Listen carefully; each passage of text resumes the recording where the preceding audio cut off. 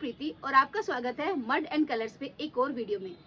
आज की वीडियो में हम बात करेंगे उस सवाल के बारे में जो मेरी ज़्यादातर वीडियो पे आप लोगों के द्वारा पूछा जाता है, वो है बीजों के बारे में कि मैं बीज कहाँ से खरीदती हूँ, इस पर्टिकुलर सब्जी का बीज मैंने कहाँ से खरीदा है या जनरली मैं बीज कहाँ से लेती हूँ।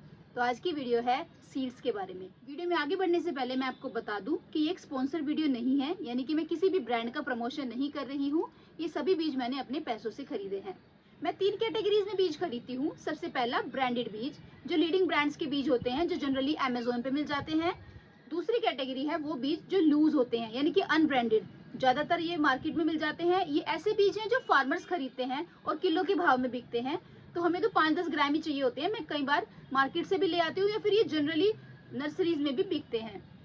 तीसरी कैटेगरी होती है वो बीज जो मैं अपनी ही सब्जियों से हार्वेस्ट करती हूँ, यानी कि जब सब्जियां पक जाती है तो उनसे जो बीज बनते हैं उनको मैं कलेक्ट कर लेती हूँ और अगले सीजन में इस्तेमाल करती हूँ अच्छे से स्टोर करने के बाद। पहली कैटेगरी जिसमें हम ब्रांडेड बीजों के बारे में बात करते हैं, तो बंद गोभी, ब्रोकली और पत्ता गोभी के लिए मैंने ऊर्जा सीड्स के बीज इस्तेमाल किए हैं। नेक्स्ट है मटर। मटर के लिए मैं ट्रस्ट बास्केट के बीज इस्तेमाल कर रही हूँ। ये है टमाटर की एक वैरायटी जिसको बोलते हैं सैन मर्जानो। इसके लिए मैंने ओमिक्स नाम की एक ब्रांड का बीज इस्तेमाल किया है।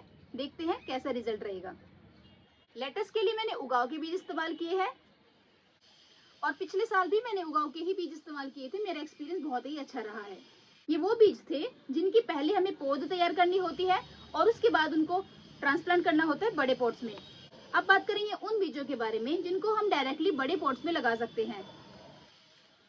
इसमें आती है गाजर। तो गाजर नेंटिस, यानी कि जो छोटे वाली ऑरेंज कलर की गाजर होती है, उसके लिए मैंने उगाव के बीज इस्तेमाल किए हैं। जो बड़े वाली गाजर होती है इसके लिए फिर से मैंने ऊर्जा सीड्स के बीज इस्तेमाल किए हैं। बीट रूट यानी कि चकुंदर के लिए भी मैंने ऊर्जा सीड्स के बीज ही इस्तेमाल किए हैं। काली गाजर के लिए मैंने जेनेक्स्ट के बीज इस्तेमाल किए हैं। हालांकि इसको अभी मैंने उगाया नहीं है, इसको मैं अक्टूबर में लगाऊंगी। तो अब बात करते हैं लूज सीड्स के बारे में, यानी कि जो खुले में किलो के भाव में मिलते हैं। तो ये धनिया और मेथी, ये मैं लूज ले रही हूँ। ये मुझे 5-5 रुपए के पैकेट मिले हैं और इतने काफी हैं एक छोटे पॉट में उगाने के लिए। थर्ड कैटेगरी में बात करेंगे उन बीजों के बारे में जिनको मैं सेव करके रखती हूँ अपनी पहली क्रॉप से, यानी कि जब क्रॉप बोल्ट हो जाती है, उस पर फूल आ जाते हैं, वो फूल बन जाते हैं फलियों में और फलियां पक जाने के बाद बीज प्रोड्यूस करती हैं, तो उनको मैं सेव करके रखती हूँ। ये है उन्हीं में से एक पालक के बीज। मूली के बीज भी मैंने इसी तरह से सेव करके रखे थे और उन्हीं को मैंने उगाया है। बीजों में बहुत ज्यादा इंपॉर्टेंट होता है बीजों की वायबिलिटी, जो बहुत सारे फैक्टर्स पे डिपेंड करती है। यानी कि अगर हमने 10 बीज लगाए हैं तो उसमें से कितने जर्मिनेट किए हैं, ये होती है उसकी जर्मिनेशन रेट। जो ब्रांडेड बीज होते हैं उसके लिफाफे के पीछे लिखा होता है कि इसकी जर्मिनेशन रेट क्या है और इसकी एक्सपायरी कब है, जो कि बहुत इंपॉर्टेंट है।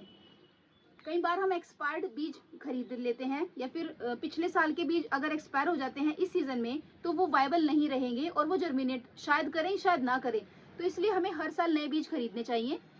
ब्रांडेड बीज महंगे इसलिए भी होते हैं क्योंकि उनके पैकेट के पीछे उनकी जर्मिनेशन रेट, प्लांट की वैरायटी का नेम और इसकी एक्सपायरी वगैरह के बारे में सब कुछ लिखा होता है। इनकी पैकेजिंग भी अच्छी होती है जिसकी वजह से इनके अंदर मॉइस्चर नहीं जाती और मॉइस्चर भी खराब करती है बीजों को, उनकी वायबिलिटी को अफेक्ट करती है। जो लूज बीज होते हैं उनके ऊपर ऐसी कोई जानकारी नहीं होती, उनके ऊपर एक्सपायरी की भी कोई जानकारी नहीं होती, ना ही उनके ऊपर ये पता होता कि ये कौन सी पर्टिकुलर वैरायटी के बीज हैं। जैसे कि हमें पता है ये गाजर के बीज हैं, पर कौन सी उसमें भी कौन सी लालिमा है या नैंटिस है या फिर कौन सी है, इस तरह की कोई भी जानकारी लूज सीड्स में नहीं होती। अच्छी फसल के लिए जरूरी है अच्छे बीजों का होना, इसलिए आप अच्छे बीजों में ही इन्वेस्ट करें। आपके जो ट्रस्टेड सोर्स हैं, चाहे वो लोकल बीज है या फिर वो ब्रांडेड बीज हैं, आप उनमें ही इन्वेस्ट करें। तो आज के लिए बस इतना ही। मिलते हैं आपसे अगली वीडियो में अगले हफ्ते। Thank you so much for watching and keep gardening. Bye bye, take care.